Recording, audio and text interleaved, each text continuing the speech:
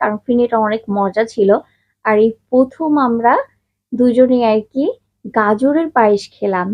আর এই পায়েসটা খেয়ে তোমাদের ভাইয়া বললো, যাক লিস্ট একটা জিনিস তো ভালো লাগলো।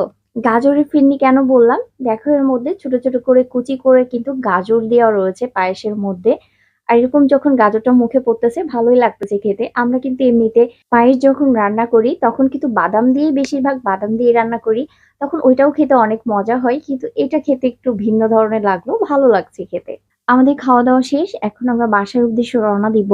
আচ্ছা, একটা কথা তো তোমাদেরকে বলাই হয়নি, সেটা হলো আজকে আমরা বৈশাখী মেলা বা নগর উৎসব কোথায় গিয়েছিলাম। সে জায়গাটা হচ্ছে শহীদ তাজউদ্দিন আহমেদ স্মৃতি পার্ক, গুলশান 2। আর এই পার্কটা কিন্তু পিঙ্ক সিটি শপিং কমপ্লেক্সের পাশেই। পার্কটা অনেক সুন্দর করে সাজানো হয়েছিল। এই তো ছিল আমাদের বৈশাখী ব্লগ। আশা করি আমার এই আজকের এই ব্লগটি তোমাদের কাছে একটু হলে ভালো লেগেছে। ভালো লাগলে আমার পেজটাকে ফলো দিয়ে চ্যানেলটাও সাবস্ক্রাইব করে দিও। তোমরা সবাই ভালো থেকো, সুস্থ থেকো। ভিডিওটি দেখার জন্য সবাইকে অসংখ্য ধন্যবাদ। আল্লাহ হাফিজ।